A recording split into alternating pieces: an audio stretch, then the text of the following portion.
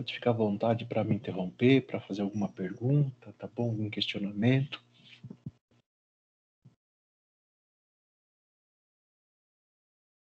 Semana passada a gente falou das oficinas terapêuticas, lembram? No serviço público, mas também na atividade do psicólogo, da psicóloga, pensando na importância dessa prática, na compreensão adequada de uma oficina enquanto terapêutica. Sugiro que você reveja lá os conceitos, tá bom? Importante. Estou tentando compartilhar aqui a tela, só um minutinho para a gente falar do nosso conteúdo de hoje. Será que já vai aparecer aqui? Deixa eu ver.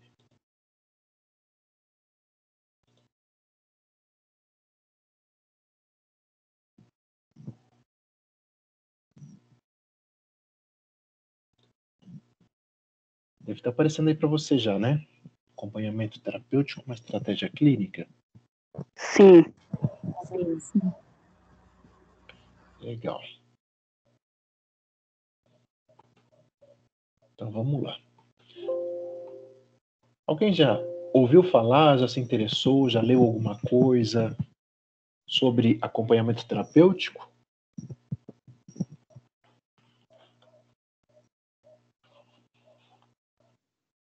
Oi, professor. Bom dia, pessoal. Eu estou muito interessada, eu estou no 6º semestre, né? Estou muito interessada por acompanhante terapêutico, né? Principalmente voltado para crianças com TEA.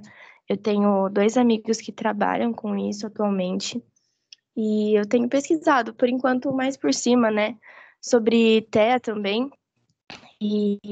Bom, basicamente, eu acho que é uma intervenção.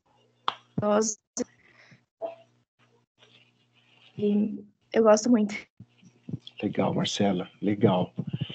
Bom, é uma estratégia, uma intervenção, uma prática, né, que nós psicólogos e psicólogas precisamos conversar a respeito. Muito importante, vamos compreender aqui um pouquinho da parte histórica, um pouquinho das indicações, e um pouco do profissional que atua como acompanhante terapêutico. Tá bom? Fique bem atento, bem atenta aí para essa discussão, tá bom? Bom, primeiro é importante nós fazermos um resgate em todas as nossas, no conteúdo de todas as nossas discussões sobre a luta antimanicomial, sobre a reforma psiquiátrica. Eu acredito que vocês devam lembrar que em algum momento aquela pessoa que era chamada ou tida como louca, ela era marginalizada, excluída.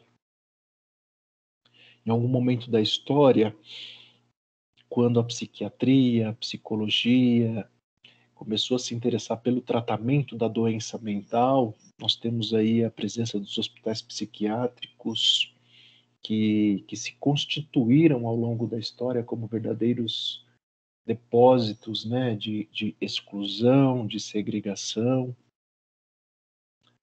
os quais eles serviam para que essas pessoas chamadas de loucas e de loucos, né, os doentes mentais, fossem ali internados, e geralmente uma internação de longo tempo ou de longa permanência. Muitas vezes essas internações elas se davam sem o menor critério científico para que ela ocorresse. Mas a partir de 1960, 1970, daí para frente, nós temos uma concepção diferenciada, ou que amplia um pouco mais, ou que começa a ampliar, na verdade, essa concepção do tratamento da doença mental, da pessoa em sofrimento psíquico. E a partir desse momento, nós temos o que chamamos de reforma psiquiátrica.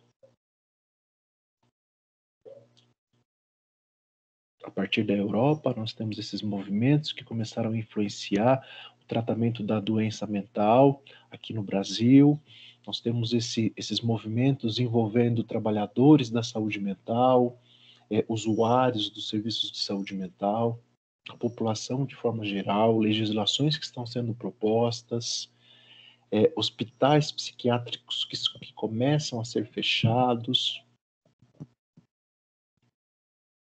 e as legislações, as leis que estão envolvidas em toda esse movimento de reforma antimanicomial, elas preveem a organização de serviços substitutivos que visam o tratamento da saúde mental,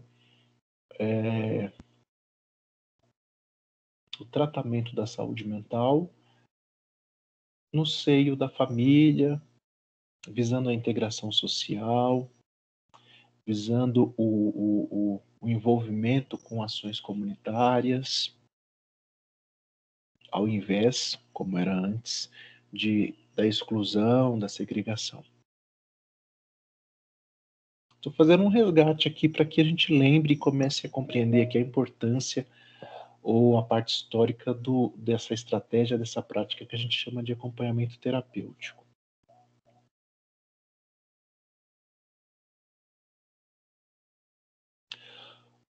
O acompanhamento terapêutico, veja como ele se assemelha aí a uma concepção muito próxima daquilo que a gente tem discutido sobre tratamento em saúde mental. Ele procura ou ele visa promover a autonomia da pessoa em sofrimento psíquico, a sua reinserção social, que os autores chamam de organização ou reorganização subjetiva, a partir da reapropriação de espaços públicos e privados. A partir do movimento no qual essa pessoa que outrora poderia ser excluída ou poderia ser internada, ela começa a ser acompanhada no seu dia a dia, nos seus espaços, em espaços públicos, na rua, em praças, em shoppings, ou em espaços privados, dentro de sua casa, com pessoas de sua família. Então, o acompanhamento terapêutico, enquanto estratégia, enquanto prática clínica, ele visa a autonomia e a reinserção social. Vocês lembram que nós falamos, há alguns dias sobre os serviços do CAPES, os serviços de residências terapêuticas, que tem essa concepção, lembram? De reinserção social, de desenvolvimento de autonomia, de promover condições para que a pessoa, para que aquele paciente, ele encontre ou ele desenvolva recursos para uma vida ativa, autônoma, na sociedade na qual ele está inserido.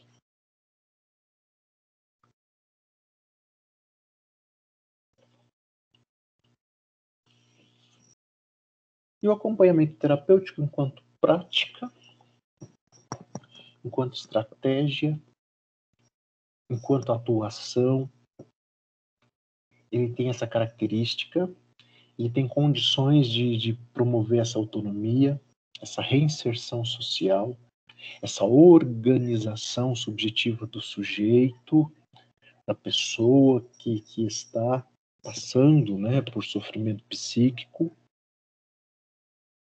Rounick fala do acompanhamento terapêutico como uma prática itinerante que acontece fora do hospital, que acontece fora do consultório. É um tratamento que se faz em movimento. Não basta dizer que o AT, acompanhamento terapêutico, ocorre na rua ou na casa do paciente. Dizendo como que se fosse um serviço ou um tratamento domiciliar. O AT é um atendimento que passa por vários lugares sem se fixar. Veja, Peço que desde já você já comece a entender o acompanhamento terapêutico, o que nós estamos chamando de AT, e na literatura você vai encontrar muito frequentemente essa abreviação, como uma prática, uma estratégia, uma intervenção que não se fixa em um lugar. Você pode em algum momento estar na casa da pessoa, como em outro momento pegando um ônibus, um trólebus, um metrô com seu paciente. E em meio ou durante todo esse movimento, você vai estar atento à escuta clínica, você vai estar atento a todas essas questões que estão envolvidas nesta estratégia terapêutica.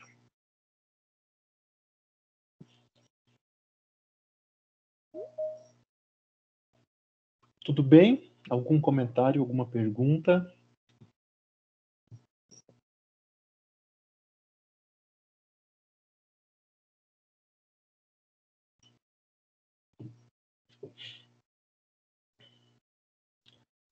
Não, professor, até aqui tudo ok para mim. Tá conseguindo receber o pessoal aí, né, Fê? Sim, estou conseguindo. Legal, obrigado. Vamos lá. Vamos começar conversando um pouquinho aqui da parte histórica do acompanhamento terapêutico. Inicialmente, considerando essas questões históricas desse serviço, dessa prática, desta estratégia, ele foi requisitado por psiquiatras como sendo ou como se constituindo como uma espécie de substituição da internação. Veja, uma concepção inicial do acompanhamento terapêutico foi uma substituição à internação. Ao invés de internar essa pessoa, esse paciente, eu solicitava um profissional, uma pessoa, que faria o acompanhamento terapêutico. Era comum que esse acompanhamento terapêutico se desse por equipes que se revezavam e 24 horas por dia esses acompanhantes terapêuticos estariam com essa pessoa, o que evitava uma possível internação. Com o passar do tempo, essa configuração ela foi sendo alterada, ela foi sendo revista, e o acompanhamento terapêutico deixou de ser visto ou concebido tão somente como uma substituição da internação, mas começou a se entender o acompanhamento terapêutico como estratégia, como prática terapêutica, balizado por uma escuta clínica, balizado por uma concepção teórica, atendimento esse que aconteceria e que acontece no espaço público e ou domiciliar do paciente. Veja, peço que você fique atento e atenta a essa diferença. Inicialmente, ele foi concebido como uma substituição da internação, mas com o passar do tempo, essa configuração ela foi transformada e entendeu-se o acompanhamento terapêutico como uma estratégia, como uma prática, balizado por uma concepção teórica, por uma escuta clínica, por uma finalidade terapêutica, sendo uma estratégia terapêutica que acontece em movimento no espaço público e domiciliar da pessoa, do paciente.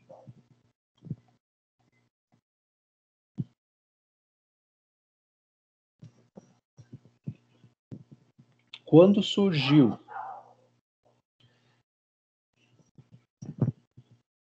Veja, falamos aqui, fiz uma lembrança do movimento antimanicomial, antipsiquiátrico, da reforma psiquiátrica, né, ali a partir da década de 1960, 1970, e o acompanhamento terapêutico eu tenho ali a sua origem por volta da década de 1960, na Argentina, em Buenos Aires, nas comunidades terapêuticas ali naquela cidade.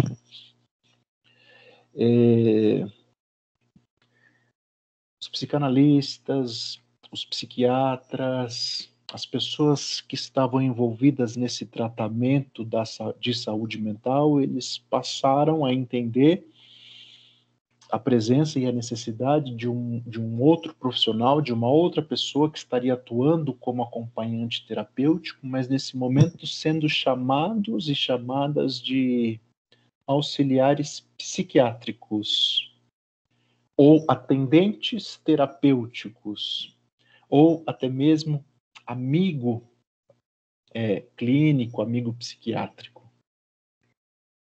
Fernanda, pergunta? Professor, o aluno Rafael não está conseguindo entrar. Ele está avisando no grupo do WhatsApp. Precisa ir tentando, viu, Fernanda? Porque agora o link tá correto, né? Talvez seja o login dele lá que ele precisa fazer. Orienta ele, por favor. Tudo bem, obrigada.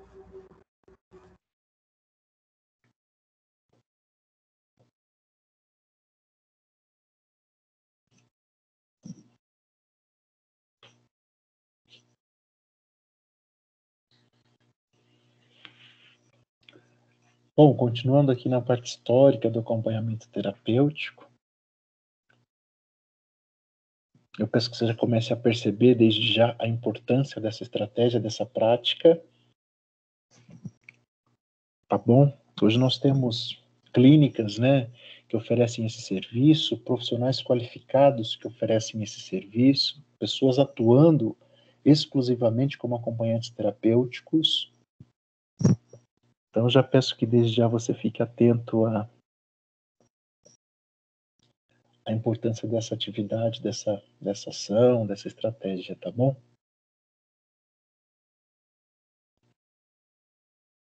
Bom, se em algum momento foi entendido como uma estratégia de substituição à internação, com o passar do tempo, essa concepção ela foi sendo aprimorada, melhorada e concebeu-se o acompanhamento terapêutico como uma estratégia balizada por uma escuta clínica, de fato, como sendo uma prática terapêutica. E o trabalho desses agentes, dessas pessoas, profissionais, eles começaram a ser consolidados. Lembra do auxiliar psiquiátrico, também chamado de amigo qualificado? Posteriormente e atualmente, o chamado acompanhante terapêutico.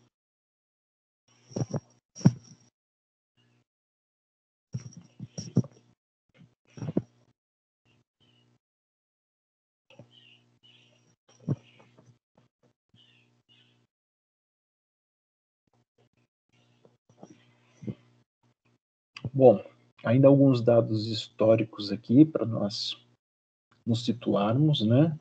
Importante isso aqui, quando se estuda o acompanhamento terapêutico. Aquilo que estava acontecendo lá na Argentina, em 1960, na década, né, de 1960, lá nas comunidades terapêuticas, com aqueles psiquiatras, psicanalistas, psicólogos que atuavam com a saúde mental, que começaram a entender a necessidade, a utilizar esses agentes que eram chamados de amigos qualificados, auxiliares psiquiátricos, influenciou o movimento antipsiquiátrico ou antimanicomial ou a reforma psiquiátrica que estava acontecendo aqui no Brasil. Chegou lá por Porto Alegre, passou pelas comunidades terapêuticas do Rio de Janeiro. No final da década de 1970, em meio àqueles movimentos antimanicomiais que nós já conversamos em outros momentos, quando hospitais psiquiátricos estavam sendo fechados, comunidades terapêuticas, os auxiliares psiquiátricos, eles continuaram a ser solicitados por terapeutas, eles continuaram a encontrar muito trabalho a partir da solicitação de familiares que buscavam uma alternativa à internação. E gradualmente, o acompanhamento terapêutico foi se constituindo como um importante recurso no tratamento de pessoas em sofrimento psíquico.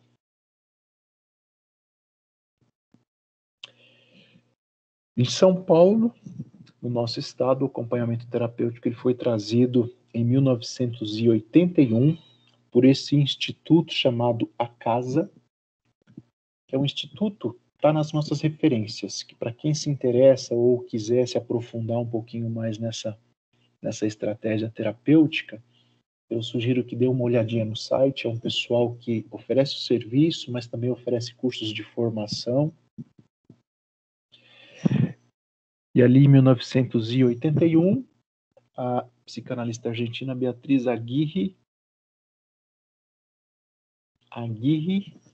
ela trouxe para São Paulo, através deste instituto, o acompanhamento terapêutico.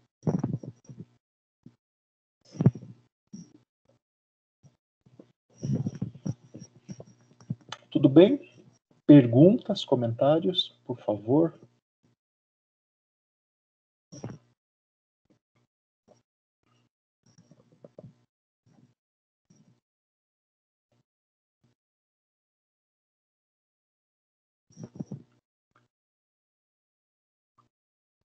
Vamos continuar, então? O professor está me ouvindo?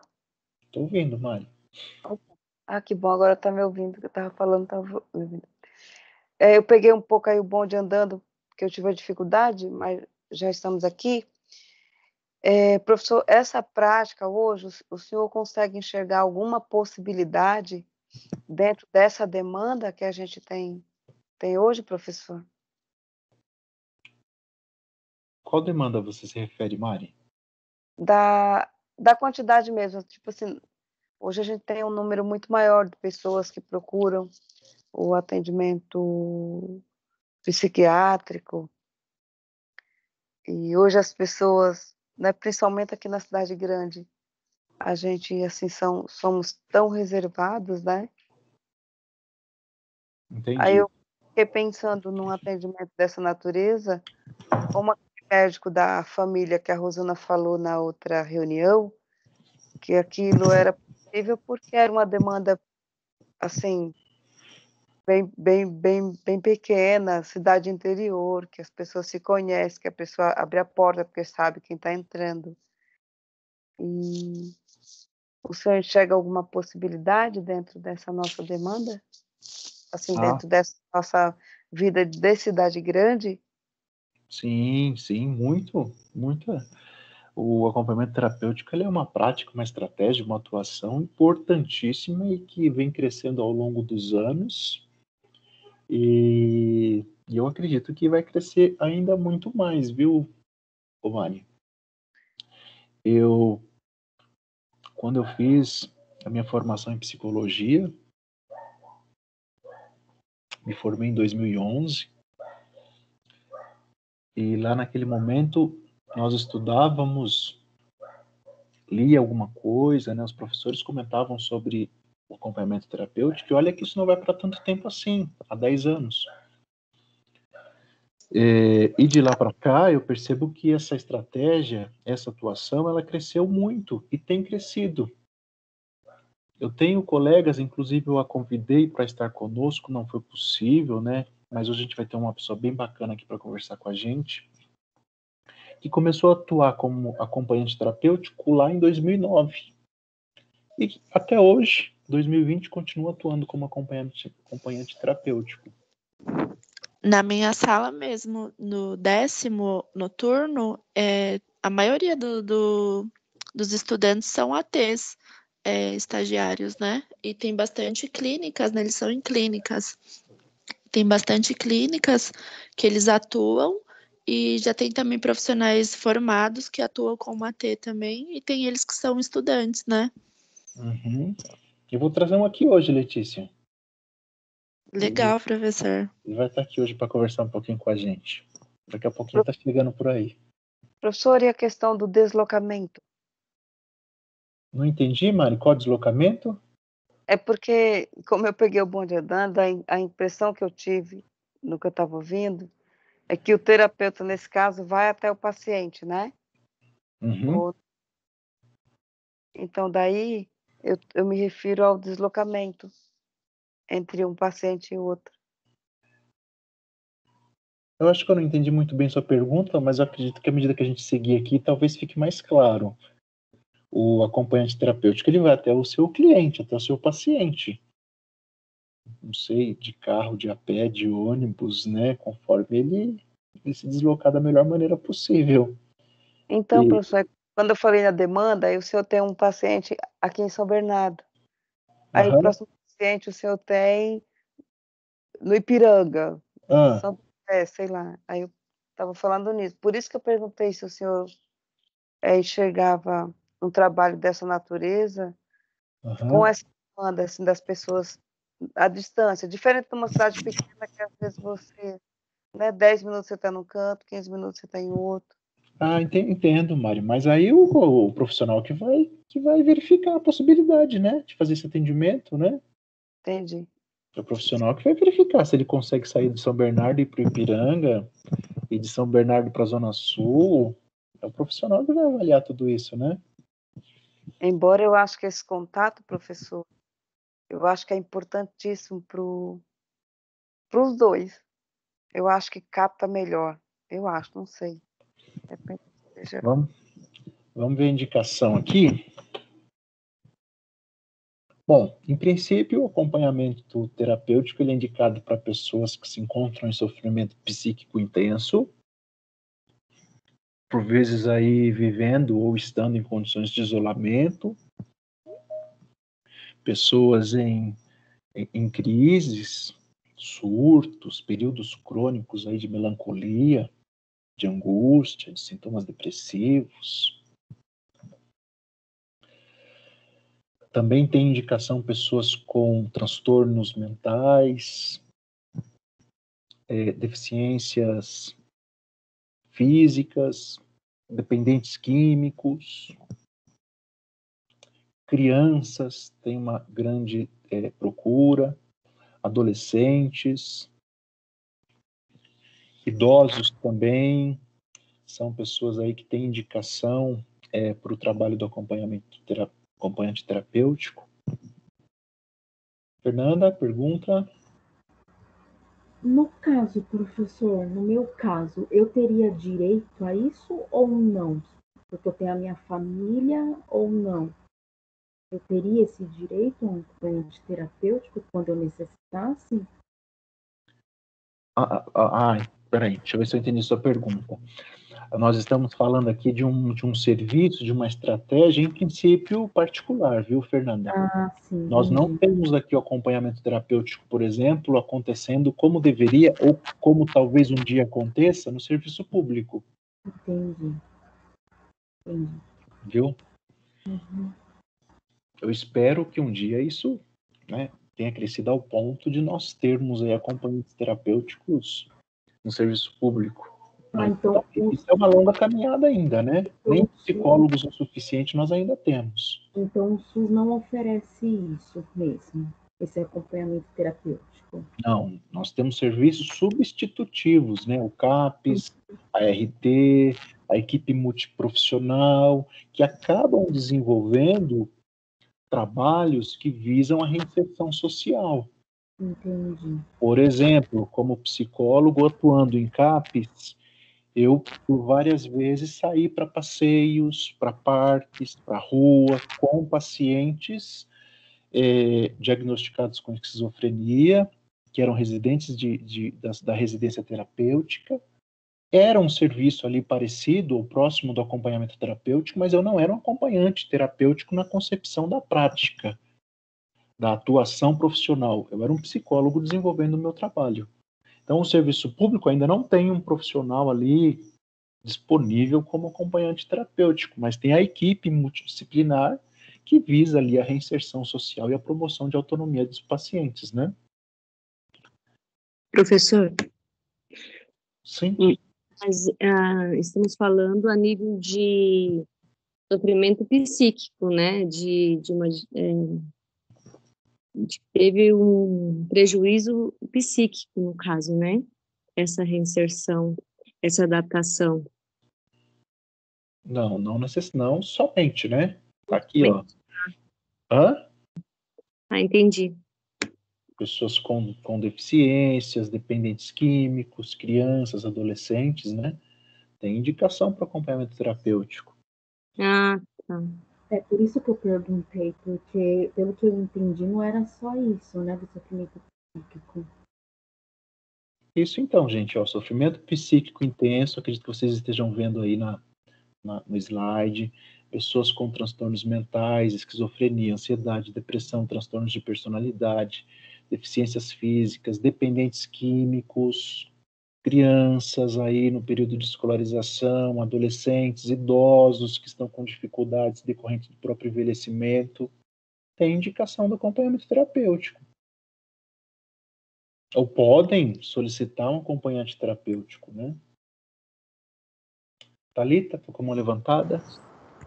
Bom dia, prof. Bom dia. Eu queria comentar com as meninas, de repente, para ajudá-las a entender. O meu filho, ele teve AT por um tempo, né? Essa AT foi contratada pela escola, que na época que ele estudava era regular, para acompanhá-lo durante as aulas, né? Então, ela ficava com ele no período da sala de aula, ia com ele para o lanche.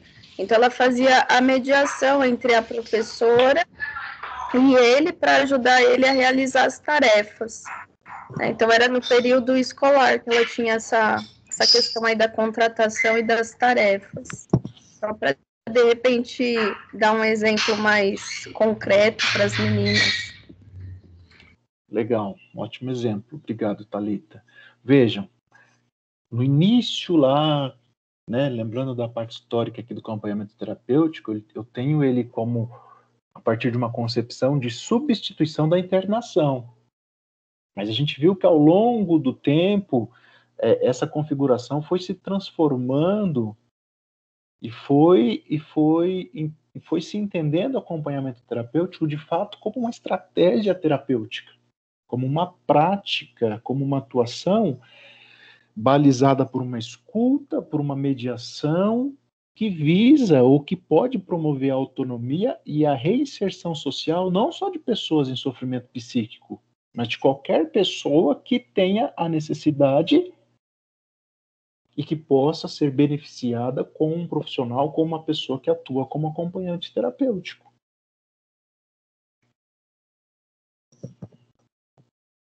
Como que o trabalho é desenvolvido?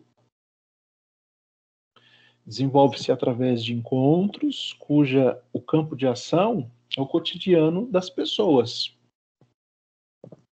A sua casa, a escola, a rua, os locais de passeio, o shopping, um teatro, um cinema. É ali que vai estar acontecendo o acompanhamento terapêutico,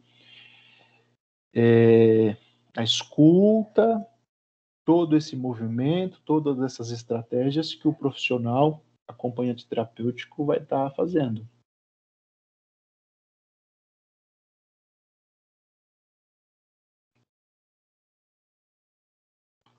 E como que se pensa, né? Importante mencionar isso aqui.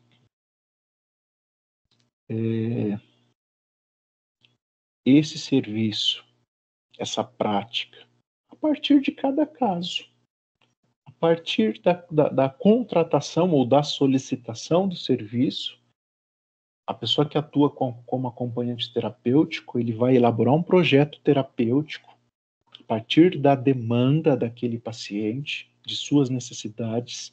O profissional acompanhante terapêutico vai elaborar o seu projeto,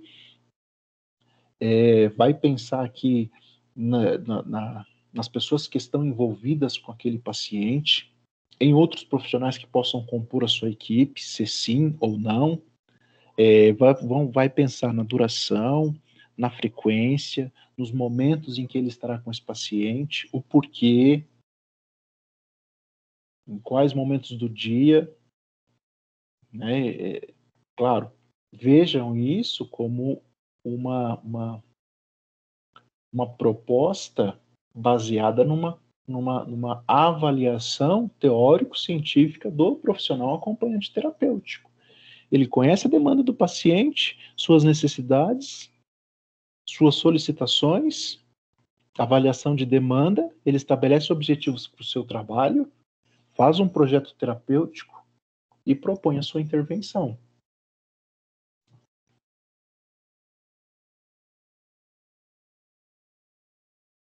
Aqui nesse ponto, a gente ultrapassa aqui a ideia de simplesmente um acompanhante, ou uma babá, ou alguém que está junto. Eu tenho aqui um acompanhante terapêutico, que está ali com objetivos, com finalidades. Não é só um cuidador, não é só uma babá, não é só um companheiro, é um acompanhante terapêutico. Thalita está com a mão levantada.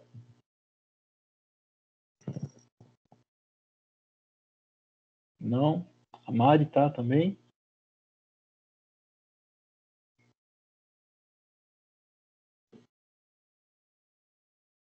Não? Então vamos seguir.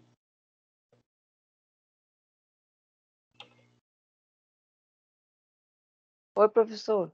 Você está com a mão levantada, Mari? Achei a mão depois de muitos anos. Ainda bem. Não sei se eu vou perguntar agora tem a ver, se não tiver, o senhor me perdoa. No caso aí do exemplo que a Thalita trouxe muito bem do filho dela, a escola provavelmente pareceu que a escola fez o levantamento dessa necessidade e ocorreu a contratação. De uma forma geral, professor, de onde parte a conclusão dessa necessidade, desse tipo de acompanhamento, embora que a pessoa tenha realmente dinheiro para fazer esse contrato, para fazer um trabalho assim, parte de quem? O direcionamento e a partir de que momento, assim, vem de quem? É do médico, vai num psiquiatra, após isso o psiquiatra orienta e encaminha? Como é feito assim esse campo aí preliminar, caminho? A sua pergunta é ótima, Mari. Agora, a solicitação pode partir da família, da escola, do psiquiatra, do psicólogo, né? A solicitação pode partir de todas essas partes envolvidas. E como vai se desenvolver esse trabalho, o profissional que atua com acompanhamento terapêutico, ele vai elaborar um projeto, né, terapêutico para sua intervenção a partir da solicitação que lhe foi feita. Conhecendo a demanda do paciente, ele vai elaborar um projeto terapêutico para desenvolver o seu trabalho. Professor, a questão do setting, que a gente sempre fala e traz no nosso aprendizado, nesse caso, o setting fica aqui meio que secundário, porque eu vou de acordo com aquele ambiente, professor, embora eu acho que essa pessoa que vai vir aí vai explicar para a gente, né? Porque eu fiquei pensando na questão do ambiente apropriado para desenvolver aquele trabalho. Então, como que a gente entende setting, né? Se eu entender setting como um ambiente terapêutico, o setting do acompanhante terapêutico são os espaços públicos e privados do meu paciente, quais sejam a sua casa, a sua cozinha, o seu quarto, a sua rua, o shopping para onde ele vai, o parque onde ele passeia. O contexto dele é o setting, né, professor? Isso. Entendi. Certo. Obrigada. A partir dessa solicitação, que pode ser oriunda da família, do próprio paciente, do médico, do psicólogo, da escola, o acompanhante terapêutico é contratado. Aliás, estabelece-se esse primeiro contato. O acompanhante terapêutico vai ouvir, vai entender a demanda, a necessidade, vai elaborar o seu projeto, a partir da avaliação da demanda, estabelecer objetivos para o seu trabalho, e a partir daí, oferecer a sua proposta de intervenção, estabelecer um contrato, e aqui define-se número de horas de atendimento, como que vai ser os dias de trabalho, o ritmo, os honorários. Por isso, um projeto terapêutico específico para cada caso em questão, né?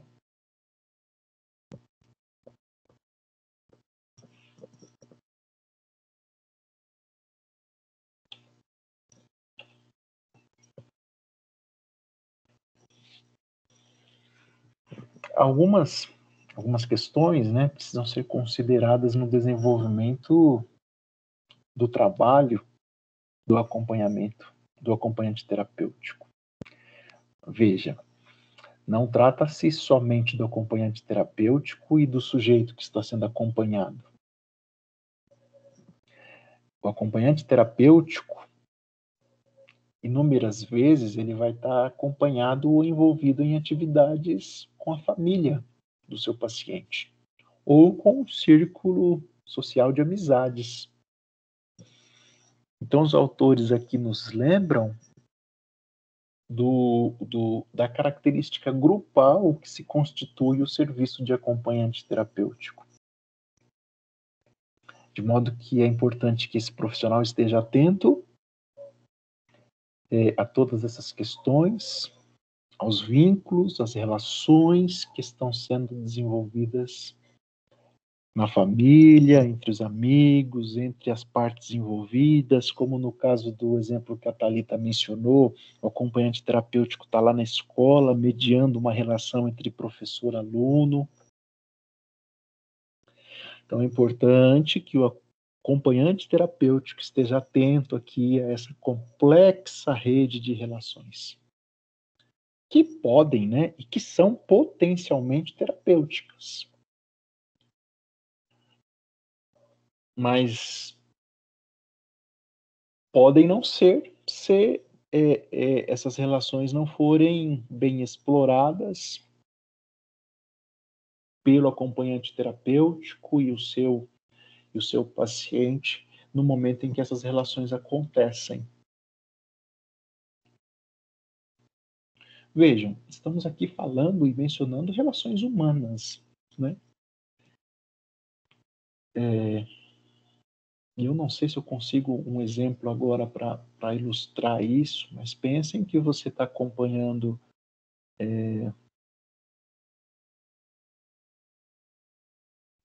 o seu paciente e você chega lá na casa dele, naquele horário combinado, naquele momento, e o pai dá um berro com ele.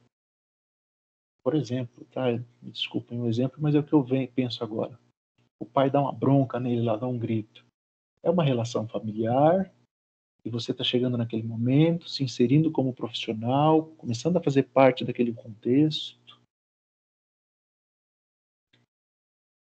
E aí você não gosta, você ficou bravo porque o pai gritou com o seu paciente. Pensa na repercussão, em como os efeitos podem ser colaterais ao invés de serem terapêuticos.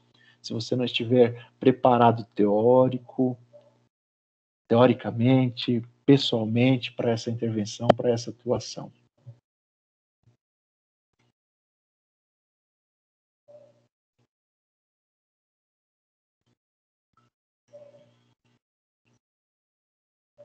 Algumas considerações, né, que precisamos aqui fazer.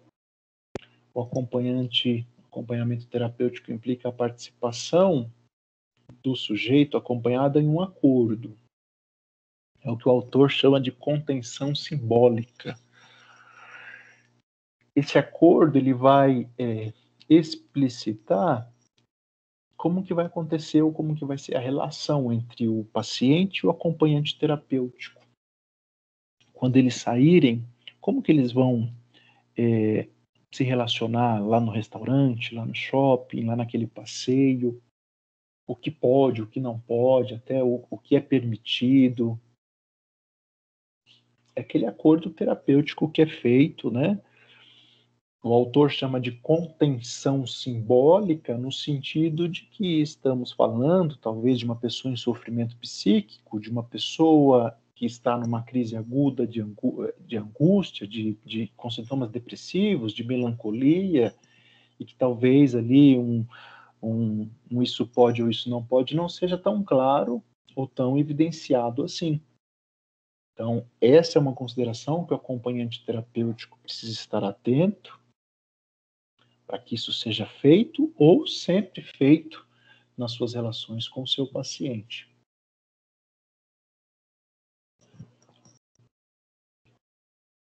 Eu vi que o Lucas chegou aqui. Bom dia, Lucas. Fica à vontade. Muito obrigado por sua visita. Eu já estou concluindo aqui algumas considerações, tá bom? E gostaríamos muito de ouvi-lo.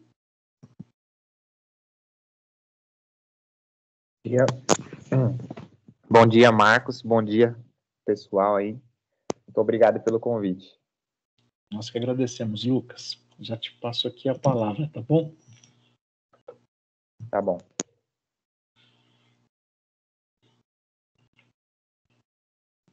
Olha, lembrando da pergunta da Mari, importante, né? Nós estamos aqui abordando uma pessoa, um sujeito, que muitas vezes poderia ser avesso ao contexto lá do setting do consultório. Mas a nossa estratégia, a nossa atuação está acontecendo aqui nos seus espaços privados e nos espaços públicos desse sujeito, desse paciente, no seu contexto de vida. E esse ambiente, ele passa a ser o ambiente que eu poderia chamar de ambiente terapêutico. Então, no acompanhamento terapêutico, há o peso do que se faz para além do que se fala. Em qual sentido que os autores nos chamam a atenção? Lá no setting terapêutico, a gente está muito atento ao que está sendo falado, né? Até porque o setting no consultório, ele propicia essa condição, né? Para que a atenção flutuante fique destinada somente, ou pelo menos uma atenção maior ao que está sendo falado. No trabalho do acompanhante terapêutico, há um peso no que se faz, nas ações, nos comportamentos, para além daquilo que se fala.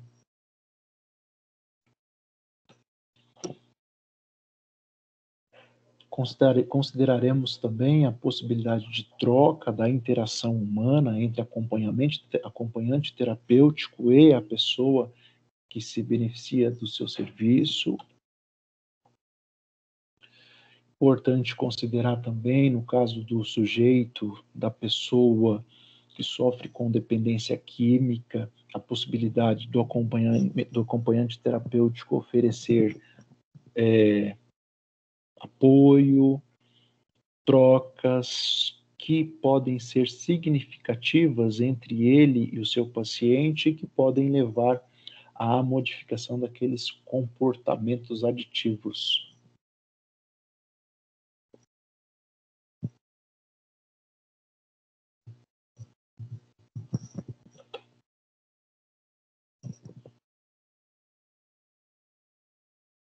Tudo bem até aqui, gente? Alguma pergunta? Marcela, tá tudo bem por aí?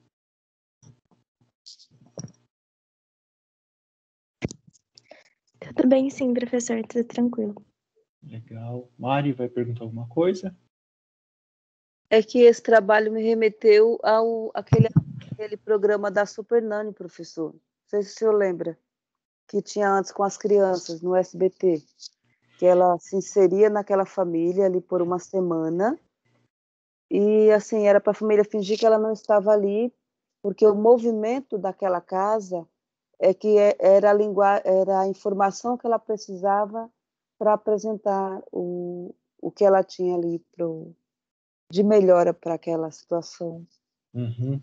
Então, ela captava. Quando o senhor falou, o pai gritou com o paciente, por exemplo, e me chocou.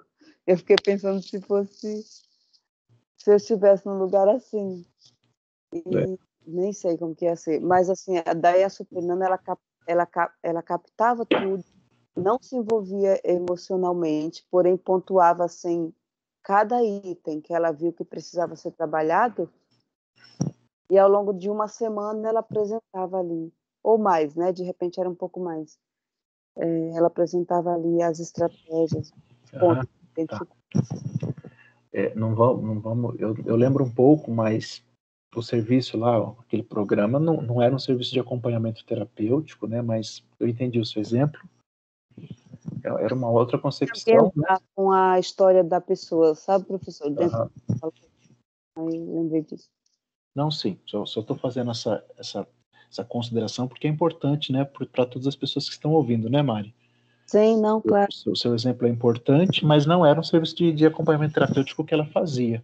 Eu entendi que não foi isso que você quis dizer, mas eu preciso fazer essa consideração porque nós estamos em várias pessoas aqui na sala, né? Sim, claro, tranquilo. Era uma dificuldade em si, que ela era chamada, Era um aí programa ela lá, né? fazia o apanhamento daquele ambiente, e aí veio de encontro essa questão do set, do correto set, vamos dizer assim.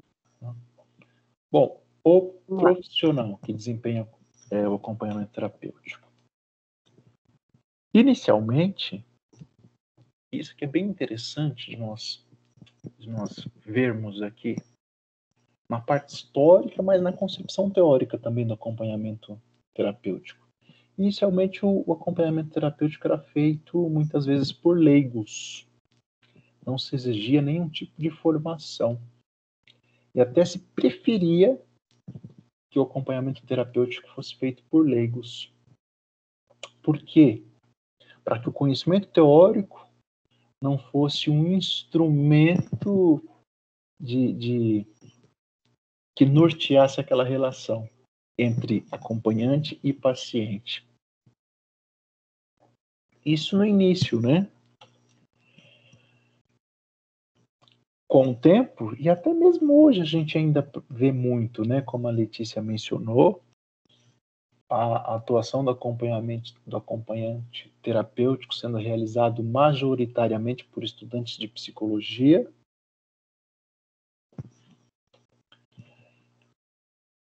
E nós temos aí também estudantes sendo substituídos, mas não no sentido de não que estudantes não o façam mais, mas muitos profissionais atuando especificamente como acompanhantes terapêuticos. Psicólogos, psicólogas que se especializam e que oferecem esse serviço e que atuam como acompanhantes terapêuticos. Então, inicialmente por leigos, posteriormente majoritariamente por estudantes, e hoje por estudantes e muitos profissionais que atuam com essa prática.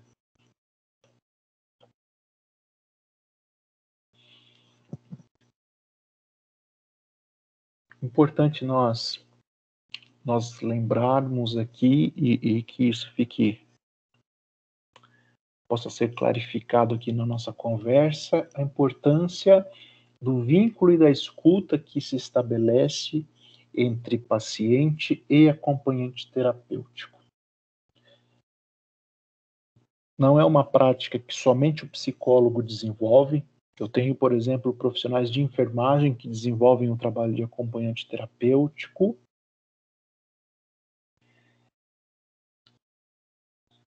E aqui tem a questão, a necessidade de uma concepção teórica do que o acompanhante terapêutico faz, né? Ou do que ele deve fazer. Enquanto estratégia, enquanto prática, enquanto atuação, ao mesmo tempo que o acompanhante terapêutico é uma pessoa que está ali, por exemplo, ensinando a como se segura uma caneta, ele também está ali atento a essa escuta, a esse vínculo.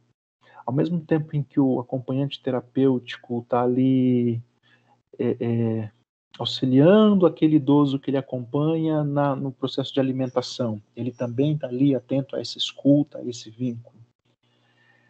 Então percebam que além dessas questões de atividades propriamente ditas daquela relação, o acompanhante terapêutico ele também está atento àquele vínculo, àquela escuta, àquela relação que transpassa tão somente aquelas atividades ou aquelas ações que poderiam ser típicas, por exemplo, de um enfermeiro, de um técnico de enfermagem, de um cuidador,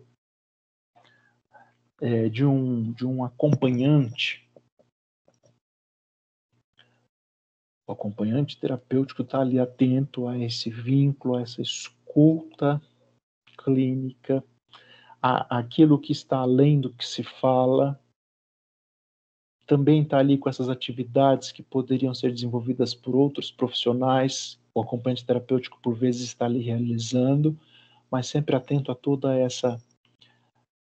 a esse movimento, a essa escuta, a esse vínculo que está estabelecido entre ele e o seu paciente, em sua circulação pela cidade, nos espaços públicos, lá no cinema, no restaurante, numa praia. A sua prática psi, a sua escuta, a sua atenção, as suas observações estarão ali o tempo todo permeando a sua prática. E aqui talvez resida um grande desafio, não sei se um desafio ou se uma característica dessa prática, é que essa condição coloca o acompanhante terapêutico na fronteira entre ser ele mesmo e ser um terapeuta. Ao mesmo tempo que o acompanhante terapêutico é ele mesmo com suas características, né? Ele é o terapeuta. Ao mesmo tempo que ele é um acompanhante, um amigo qualificado, pensando aí na parte histórica, ele é um acompanhante terapêutico.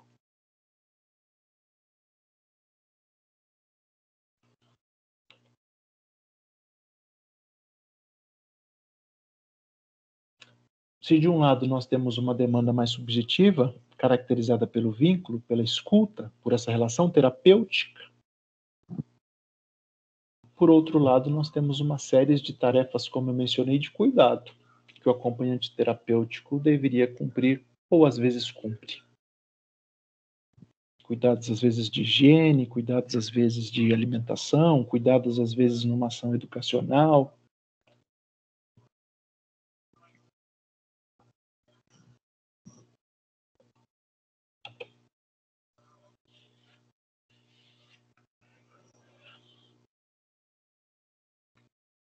Bom, partindo aqui para as partes finais aqui da nossa conversa para a gente ouvir o Lucas.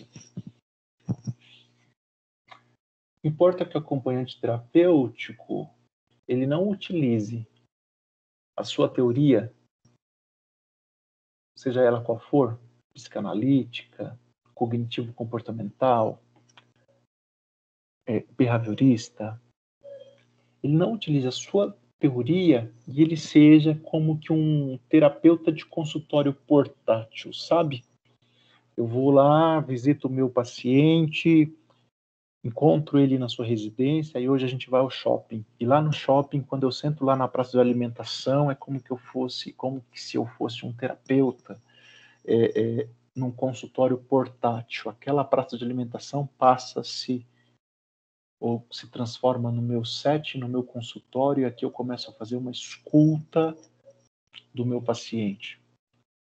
Veja, a ideia, a concepção não é que você seja um terapeuta de consultório portátil. Eu gostei muito dessa fala dos autores desse artigo. Mas você vai estar sendo você mesmo lá naquela praça de alimentação, sem deixar de estabelecer um vínculo e uma escuta qualificada e terapêutica naquela relação. Essa clínica ampliada que se constitui, ou que oferece, ou que promove o acompanhamento terapêutico, ela vai acontecer lá no espaço público e no espaço domiciliar, possibilitando condições para que o paciente, para que o sujeito se desenvolva, seja autônomo, tenha lá a sua reinserção social, familiar, a partir dos seus gostos, das suas preferências. E a partir das leituras que eu tenho feito, né, e fiz para nossa conversa de hoje, eu acredito que aqui está um ponto de grande relevância, de grande importância, de grande delicadeza, eu diria assim, para a nossa prática como acompanhante terapêutico. Ser você mesmo, e ao mesmo tempo ser terapêutico. Não ser um terapeuta em consultório portátil o tempo todo, porque você vai estar sendo, ou deve ser você mesmo nessa relação humana, mas ao mesmo tempo sem abrir mão desse vínculo e dessa escuta qualificada.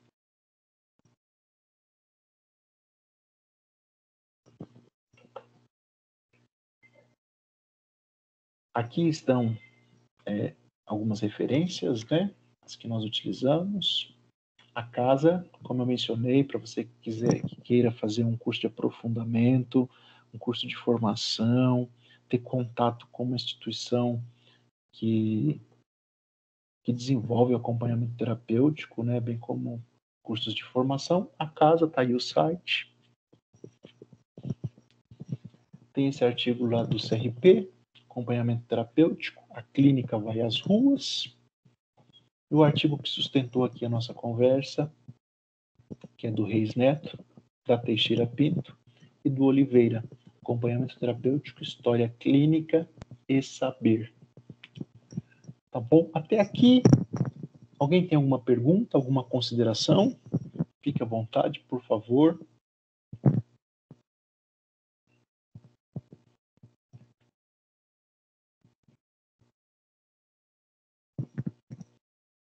Não? Então vamos bater um papo com o Lucas.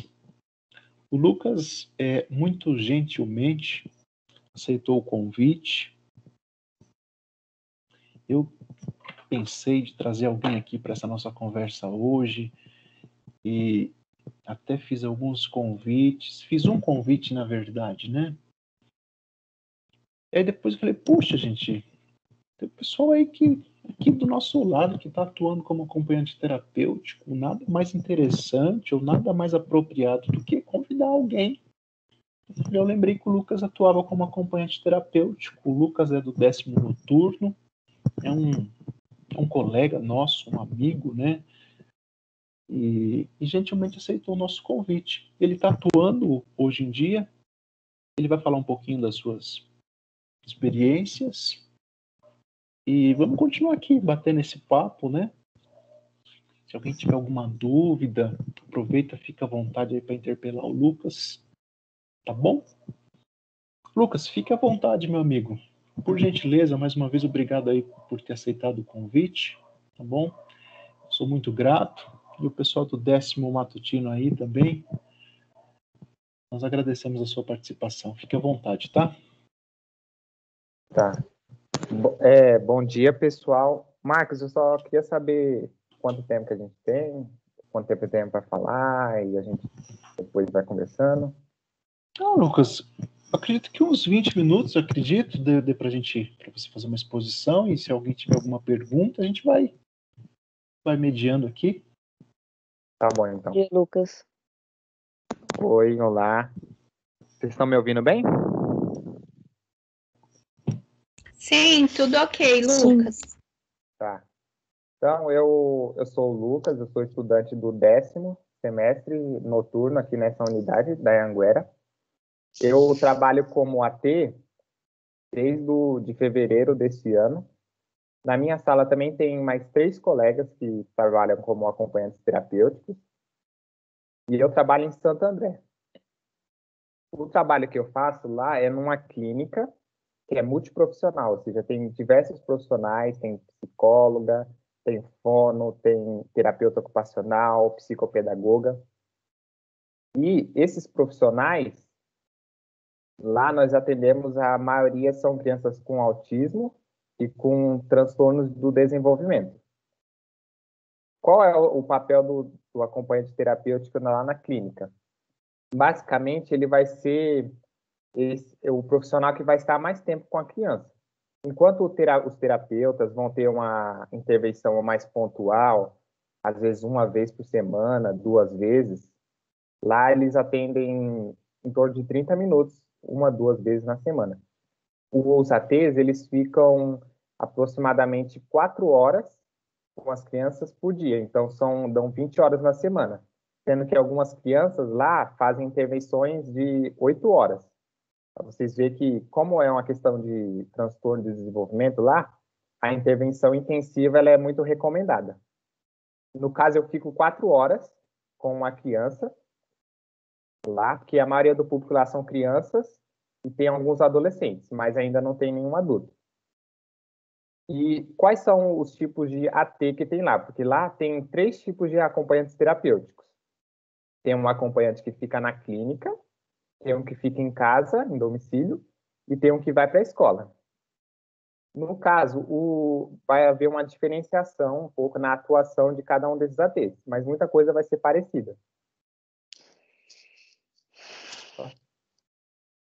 Então, o AT que fica na clínica, ele vai acompanhar essa criança por essas 4 horas diárias. E o que ele vai fazer nesse tempo? Ele basicamente vai fazer as intervenções que foram orientadas pelo terapeuta, no caso, pelos diversos terapeutas. Porque como a criança ela é atendida por vários profissionais, cada profissional vai falar com a gente, com os ATs, orientar que tipo de intervenção que a gente deve ter com aquela criança, para ajudar ela a desenvolver aquelas habilidades que ela ainda não tem. Então, a gente vai ter intervenções que vai ser orientadas pela psicóloga, pode ser em torno de habilidades sociais, habilidade de comunicação, vai ter habilidades de linguagem que foram orientadas pela fono, habilidades motoras que foram pela fisioterapeuta ou psicomotricista, vai ter habilidades acadêmicas também que a gente vai estar trabalhando com a criança, orientadas pela psicopedagoga. Como os terapeutas eles têm esse tempo restrito com a criança, o AT que vai ter esse papel mais ativo, isso até vai promover com que ele tenha mais vínculo com aquela criança e também mais conhecimento sobre ela. E a gente vai estar lá junto com ela essas 4 horas, intervindo nas diferentes modalidades. Lá onde eu trabalho, a gente trabalha com a aba, que no caso é a análise do comportamento aplicada. Mas como o Marcos falou, tem diferentes abordagens que podem trabalhar. Com o autismo, o mais comum é que seja a análise do comportamento mesmo. Ela já tem mais um histórico de intervenções. Esse é mais o trabalho do AT que fica na clínica. O AT que vai para casa, ele vai ser parecido com o AT que fica na clínica. Ele vai ter também essas intervenções, aplicando atividades, trabalhando questões da linguagem, questões acadêmicas, até inclusive as AVDs. E o que são as AVDs? São as atividades de vida diária. E são essas rotinas que as pessoas fazem, como lavar os pratos, se alimentar, tomar banho. A gente também faz esse apoio para as crianças ou para os adolescentes, para ajudar eles a desenvolver essas habilidades, porque muitos deles têm dificuldades. Isso principalmente em casa, né? Porque as AVDs, quando a gente faz na clínica é uma coisa, mas em casa, como a gente está no ambiente daquela pessoa, isso ajuda a desenvolver mais essas habilidades com ela. E em casa também tem essa função de fazer aquela criança aprender as habilidades não só na clínica, mas ela saber generalizar para a vida dela.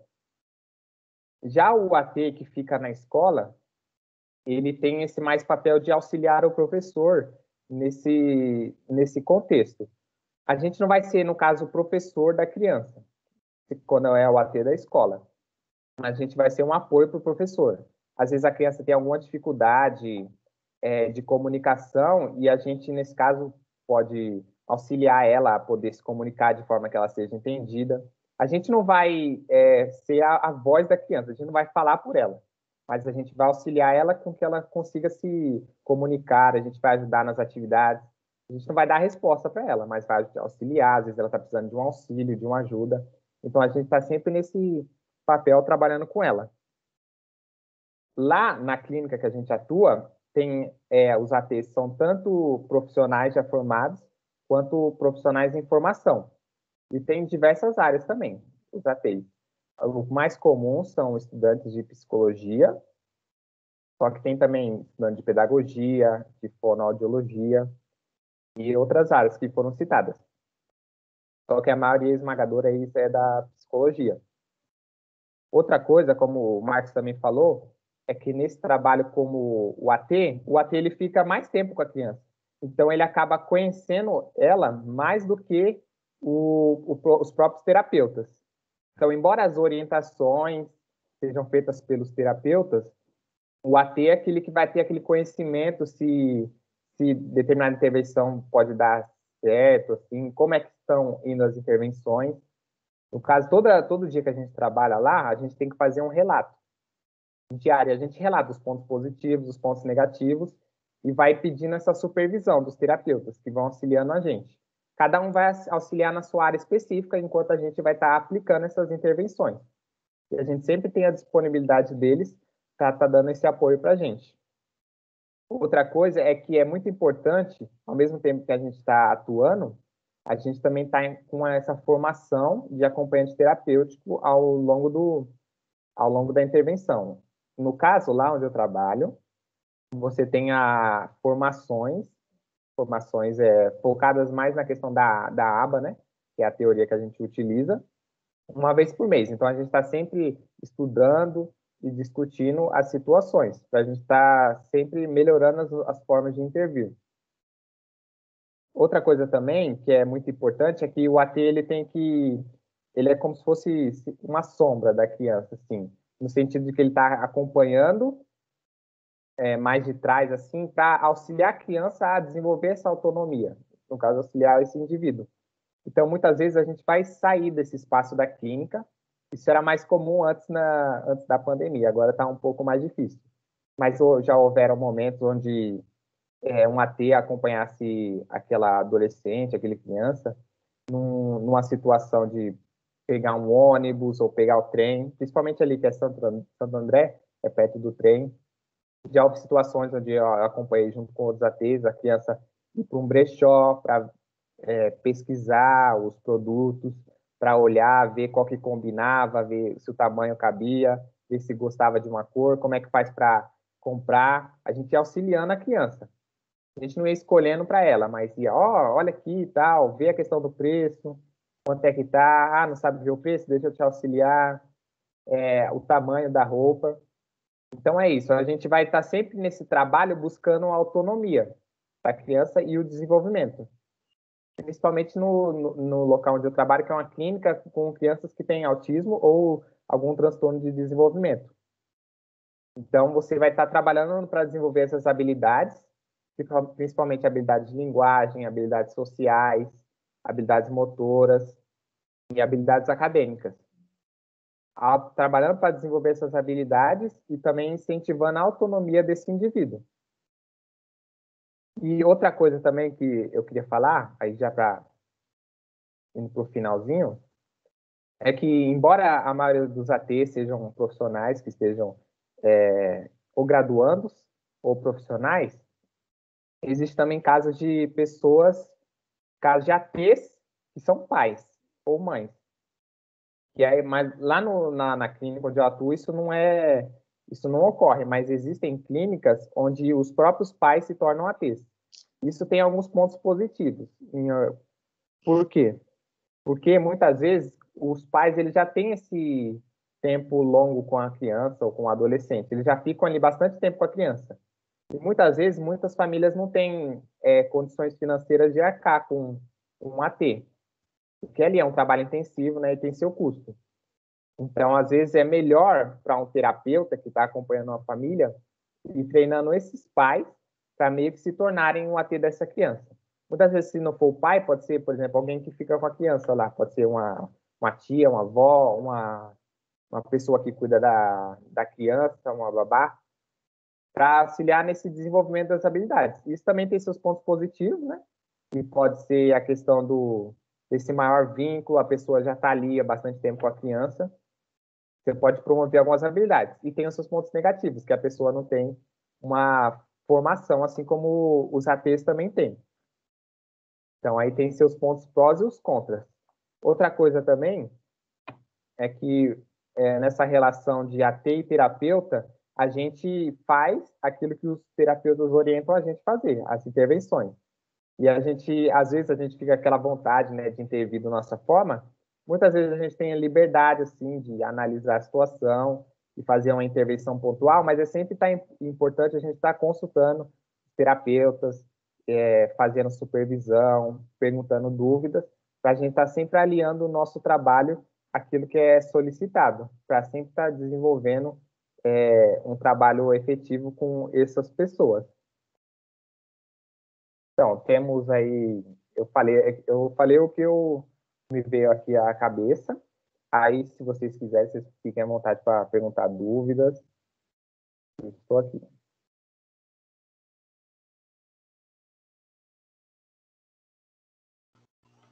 Ô, Lucas, sensacional, legal.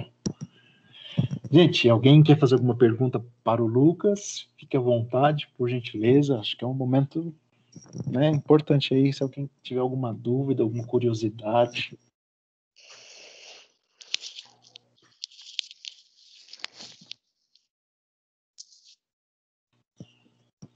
Ô, Mário, eu acho que o seu áudio não está chegando aqui, viu? Oi, professor. Oi, professor. Oi. Agora sim. Era saber se o Lucas encontrou alguma resistência, assim, de maior ou menor grau, comparado com uma outra ocasião, e se teve alguma situação que chamou a atenção dele, assim, uma que ele guardou, assim, para ele. Certo. Resistência, você fala em relação a... Pode ser em relação ao paciente ou a terapeuta, família, em que sentido? Ou pode ser qualquer um deles?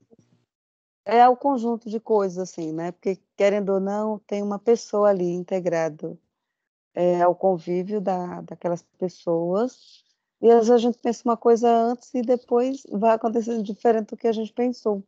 Aí se teve alguma situação assim que lhe chamou a atenção, e aí se você sentiu alguma dificuldade em algum momento. Uhum. Entendi. Então, isso... Cada paciente, cada AT vai ter uma relação assim com o paciente. Cada paciente é de um jeito e pode despertar situações diferentes naquela profissional. No caso, existem alguns pacientes que são um pouco mais difíceis assim, de lidar, até pela questão das habilidades. Existem também situações envolvendo pais, que às vezes eles podem ter um posicionamento contrário assim, a algumas coisas. E aí o AT, ele às vezes fica no meio pode ficar no meio de algum conflito entre o terapeuta e os pais. Só que aí, nesse caso, aí seria quem faria esse contato com os pais para estar entrando nessa conciliação aí seria os terapeutas. Situações assim mais difíceis, que me faz lembrar mais, geralmente são às vezes, no atendimento ali com alguma criança que pode ter algum problema de comportamento, que a gente fala, né? Que é algum comportamento inadequado. Por exemplo, a questão no meu caso, né? Eu atendo um paciente e ele costumava ter muitos comportamentos difíceis, assim, de se lidar. Era questão de agressão, de dar socos, chutes, de, às vezes, tentar bater na gente. Só que é isso, com o tempo, a gente vai, ali com a supervisão e com as intervenções, a gente vai vendo modos diferentes de você ir lidando com aquela situação, você vai aprendendo como lidar. Só um momento, a gente tem um pessoal falando aqui, eu vou falar aqui rapidinho.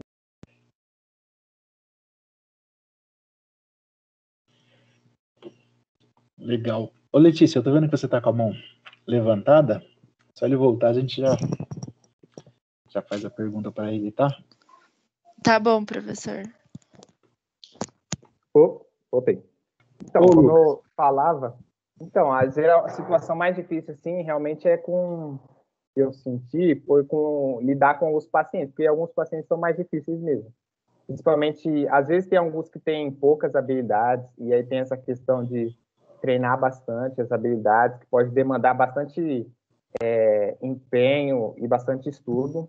Tem alguns pacientes muito singulares que você precisa sempre estar buscando alguma intervenção, seja para motivar aquela criança a fazer alguma atividade, seja para conseguir desenvolver determinada habilidade, e tem situações mesmo de comportamentos difíceis, que você tem que saber lidar, né? Porque não é improviso, você tem que ter ali um apoio, tem que ter o conhecimento, tem que ter a supervisão para você intervir da melhor forma possível. Legal. Tá certo, Lucas, obrigada. De nada. Letícia? Oi, professor. Lulu, eu queria saber se existe um tempo máximo ou um tempo mínimo de você ficar com o paciente.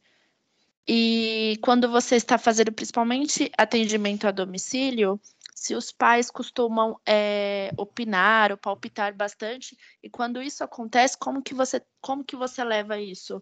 Qual que é a sua forma de levar com os pais quando eles querem intervir?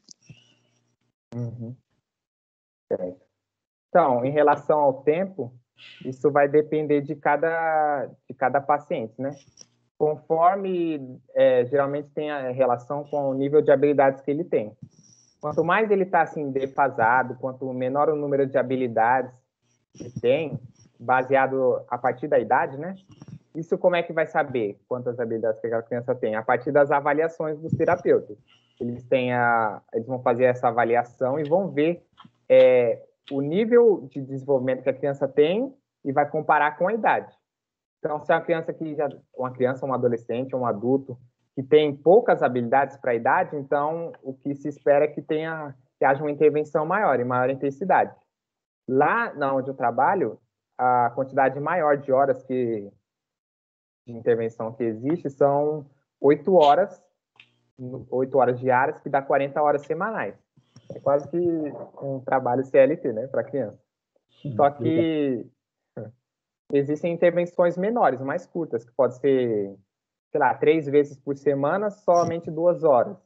E aí são casos que geralmente é alguma habilidade da criança, ou a linguagem, ou a habilidade acadêmica, que está com algum atraso. E essa intervenção é mais pontual.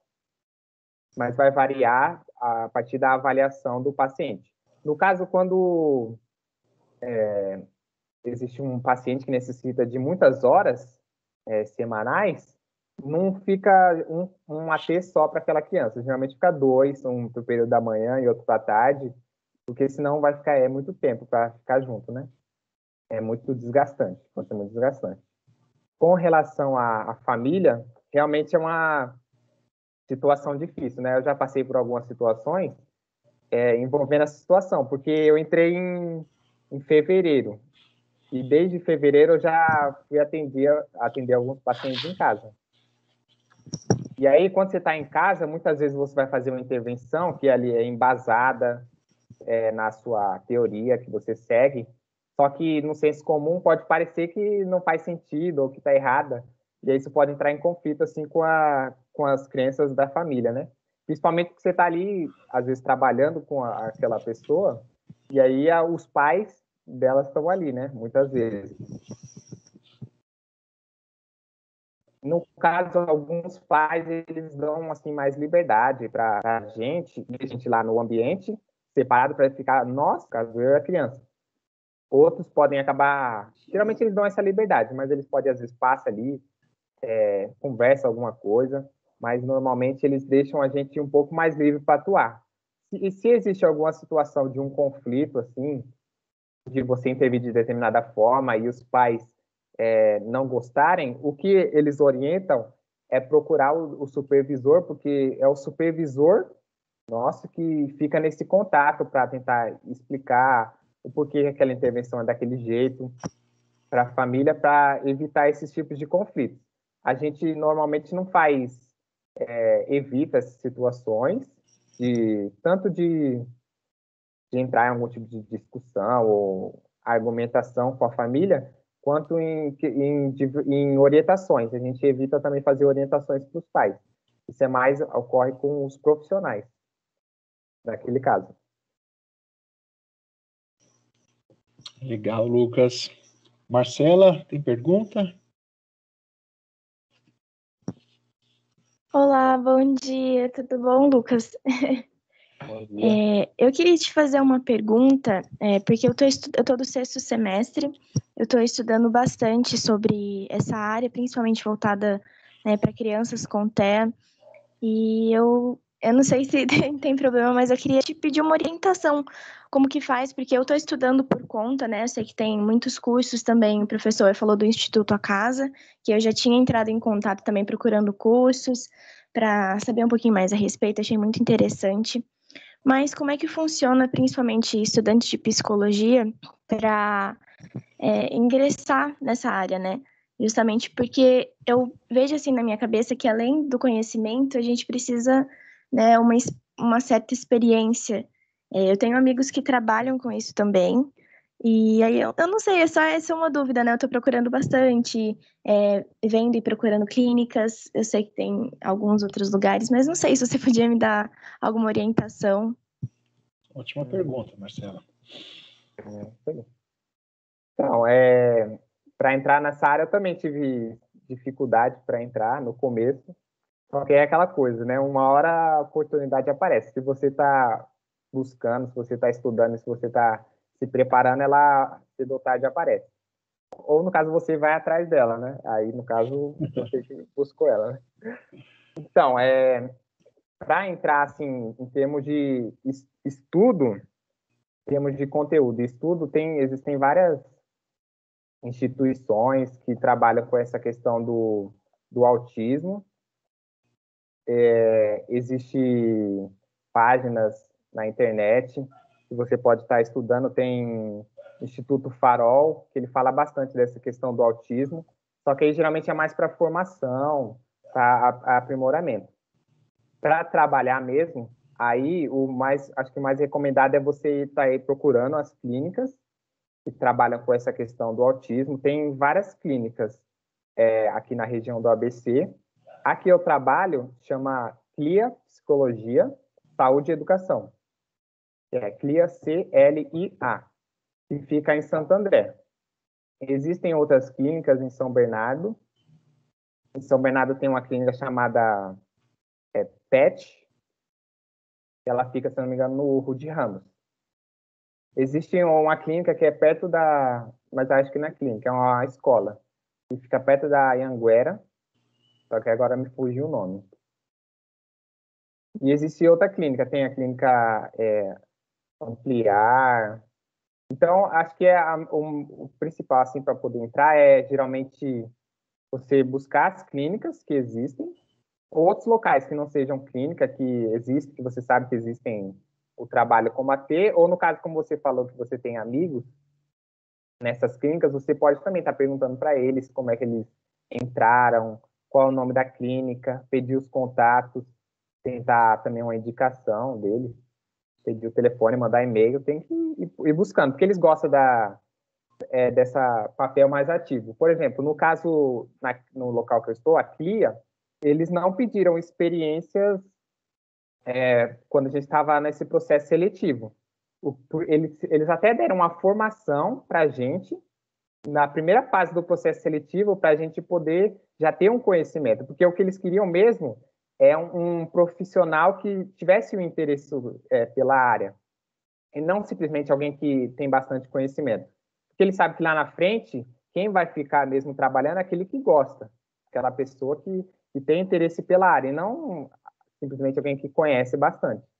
Então, acredito que isso é algo muito importante, né? Porque senão a pessoa ingressa, só que na hora da prática, porque a prática às vezes pode ser difícil, né? Porque você está atuando com pessoas que às vezes têm alguma dificuldade, tem alguma mudança comportamental mais exagerada, grave, alguma coisa assim. Então, às vezes no meio do caminho, algumas pessoas desistem, mas é porque não estavam alinhadas assim. Então, acho que o importante é você estar buscando, procurando, pesquisa que é CLIA, clínica CLIA, PET, pesquisa clínicas que trabalham com acompanhamento terapêutico e conversa também com pessoas que você conhece. Legal, Lucas.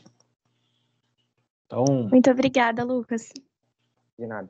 Então, se eu sou estudante de psicologia e eu quero me tornar um acompanhante terapêutico, você sugere que eu envie currículos para as clínicas que trabalham com acompanhante, faça contato telefônico, conheça o pessoal lá também para solicitar talvez uma indicação. Esse é o caminho, né? Legal. Se quiser, também pode falar comigo, que eu eu também posso indicar, tal, lá para onde eu trabalho. Legal. Nossa, Lucas, desculpa atrapalhar. Se for possível, não sei, eu enviar um currículo, alguma coisa assim, porque eu acho que eu já escutei sobre essa CLIA também, se eu não me engano. É que eu tô procurando também. Eu acho que, assim, você disse tudo. Quando a gente procura, a gente começa a estudar, as coisas começam a aparecer do nada, né? E nessa semana também apareceram, acho que 2 oportunidades de estágio. Eu também enviei currículo, mas se não for um problema, eu ia agradecer muito. Tá, aí acho que você consegue falar com o Marcos, e ele passa o meu Sim, contato. tá bom, obrigada.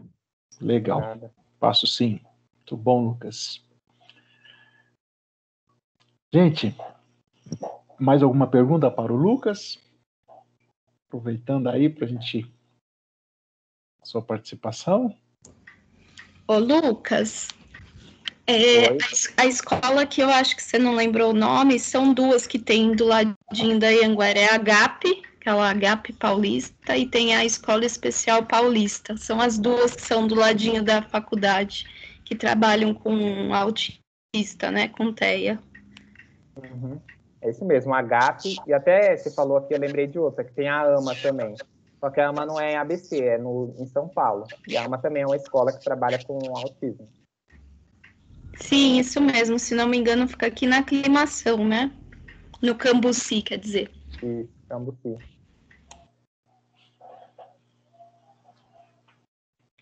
Legal. Excelente. Alguma pergunta mais, gente? Para a gente agradecer o Lucas?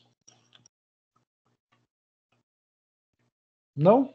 Ô, professor, Oi, se Mari. você poderia trazer assim um breve relato do que é feito exatamente, porque assim eu achei o tempo muito longo, 4 horas com uma pessoa igual a CLT, como ele falou. Assim como essa, ele chega, dá bom dia, se ambienta, se lá começa uma conversa, a partir dali é o movimento do dia que vai direcionando o que ele vai fazendo, ou ele já tem ali algo assim, né, já direcionado, já anotado, vamos por aqui, vamos por ali. Se eu pudesse fazer um apanhado do que é feito ao longo dessas horas aí, que eu achei hora para dedéu, bastante. Certo. Isso é boa pergunta sua, né? Isso vai depender das modalidades, né? Do atendimento do AT, que pode ser na clínica, em casa ou na escola. No caso, se for um AT escolar, a rotina que ele vai seguir vai ser a rotina da escola. Vai ser o horário de aula, de intervalo, horário de entrada e de saída da escola. No caso do AT que fica na clínica, ele vai ter toda uma rotina lá, direitinha, numa planilha, de segunda a sexta, da hora que entra até a hora que sai. E geralmente é como? Lá onde eu trabalho são divididas as atividades de 30 em 30 minutos. Então, primeiro a criança chega, aí esses 30 minutos para... Como a gente está na situação de coronavírus, né? Eles só tem essa situação de trocar de roupa, de fazer a higienização da criança. Depois ela faz o lanche dela. Esse lanche pode ser de manhã, no caso, ou pode ser à tarde. Depois de fazer o lanche, ela faz as AVDs, né, que é as atividades de vida diária, seja lavar a louça, escovar os dentes. Depois disso, a gente tem 2 possibilidades. Ou a criança vai ter alguma terapia específica, que a gente fala, que ela vai, o acompanhante terapêutico vai levar ela até algum terapeuta, que vai fazer essa intervenção com a criança, ou o próprio AT que vai fazer algum treino, alguma atividade com essa criança orientado por esse profissional. Então, pode ser um treino, por exemplo, para uma criança que não fala. Pode ser um treino que a gente fala de ecoico, que a gente vai dando modelos para a criança falar de algum som que ela ainda não consegue fazer ou consegue fazer só que com ajuda. Então, a gente vai treinando. Pode ser alguma atividade acadêmica, pode ser algum treino motor, e a cada 30 minutos. Então, pode ser os 30 minutos da atividade motora. Aí termina e vai para a terapia com a psicóloga. Depois termina e vai, por exemplo, para tomar um banho. A criança, geralmente quem toma banho é aquelas crianças que ficam o dia inteiro. Depois, 30 minutos, vem alguma outra habilidade, uma habilidade social, que faz ali com os colegas. E aí, depois, no final de tudo, tem o almoço, para que eles ficam de manhã, ou chega o horário de sair para que eles ficam à tarde. E aí a criança vai para casa. No caso do AT que fica em casa, que atende em domicílio, é um pouco diferente porque não vai ter esse atendimento do terapeuta, exceto em alguns casos que tem o atendimento online do terapeuta, mas o que vai acontecer é que a gente vai ter mais tempo para intervir com a criança. Então, a gente vai ter que fazer, geralmente a gente tem esse tempo maior para trabalhar as habilidades que foram orientadas. Ah, sim. Ok. Tá certo, Lucas. Obrigada. Excelente. Obrigado, eu. Boa pergunta, Mari. Muito bom. Bom, gente, acredito que é isso, né? Para você que, aliás, acho que para todos é importante aí manter as suas leituras, as suas discussões, as suas trocas, visando a nossa formação em psicologia. O acompanhamento terapêutico é uma estratégia, é uma prática, é um campo de atuação importante para você que gosta, que tem interesse, conhecer pessoas assim como o Lucas, locais, instituições que desenvolvem essa prática é importante, tá bom? Eu agradeço muito, Lucas, sua participação, sua gentileza de estar aqui conosco nesta manhã, né, abrilhantou o nosso encontro e a sua disponibilidade em compartilhar o seu conhecimento, as suas experiências, assim, foram de grande valia. Muito obrigado, viu, Lucas, mais uma vez. De nada, Marcos. Eu que agradeço aí. Obrigada, Lucas. Obrigada, Nada. Lucas. Foi muito legal. De nada e bom dia aí para todo mundo. Né? Obrigado, Lucas, mais uma vez. Bom, gente, da nossa parte é isso, né? Agradeço a todas, a todos. Obrigado, Marcela, pela presença aí, pela participação. Fernanda, Givanildes, Lesiane, Mari, Rosana, Raquel, Thalita. Bom dia para vocês, viu? Bom dia a todos. Bom dia, bom dia